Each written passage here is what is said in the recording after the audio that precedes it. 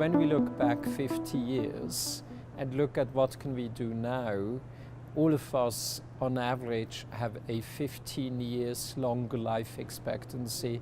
We get older and we actually get older in good health. Therefore, looking back, we can today treat HIV/AIDS, which was a deadly disease 20 years ago. Now it became a chronic disease. We have the tools against cardiovascular disease, hypertension.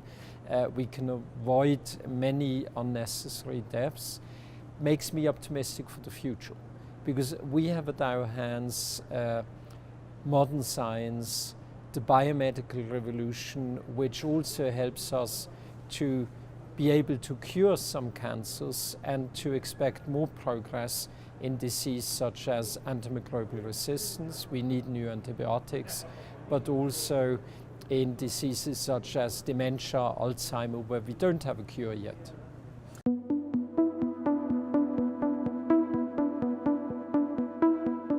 I think non-communicable diseases are now really the biggest challenge we are faced, because 80% of healthcare costs by and large are due to non-communicable diseases such as diabetes, such as cardiovascular disease, such as cancer. I think there are two things which we need to do. On the one hand, wherever possible, we need to prevent it. Best buys in terms of what works best is tobacco, smoke cessation programs, reduce sugar intake, reduce salt intake. But we also need to make more progress in terms of finding new cures.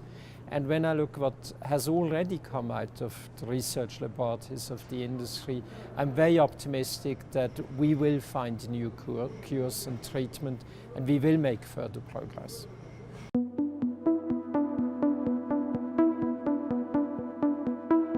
The AMR Industry Alliance is something which is really new and groundbreaking, because we were able within literally a few months to bring together more than 100 companies and associations from big pharma, biotech companies, startup companies, diagnostic companies and generic companies to work together, to join forces.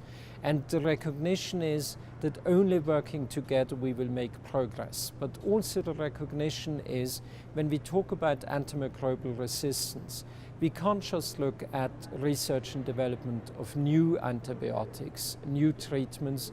We need to tackle the environmental impact, because one of the big problems of antimicrobial resistance is that historically far too often antibiotics were used where they shouldn't have been used.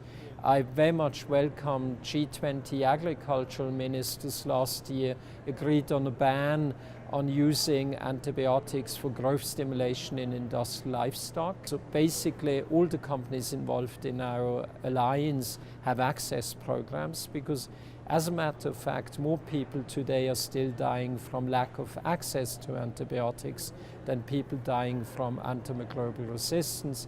And last but not least, we need to invest more in developing and discovering new antibiotics, new vaccines, because vaccines can prevent the disease.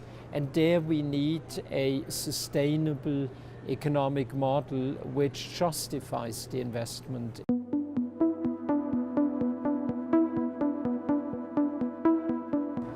I think when I look at the public health system in Mexico, two things strike me. One is you're one of the best in the world in terms of vaccination immunization programs. I looked at the statistics of the World Health Organization and OECD in terms of immunization. You are, for instance, better than my country, Switzerland. Therefore, congratulations. I also see the progress made in the regulatory field. Faster approval, more efficient approval, and that's encouraging.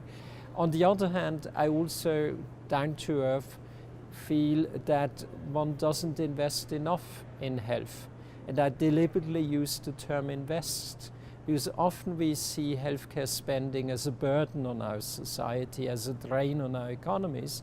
Actually, the drain on our economies are the diseases, such as antimicrobial resistance, such as obesity, whereas tackling these diseases is an investment. and the investment is well worth, and we will have a good return in terms of growing economies, increased productivity. And there I feel that across Latin America, health or investing in health doesn't quite have the attention level it deserves. For instance, Mexico right now, having spent just a little bit more than 6% of GDP on healthcare, which is less than the average of other Latin American countries, 8%. It's significantly less than European countries spend on healthcare. Therefore, I would wish that health rises on the political attention.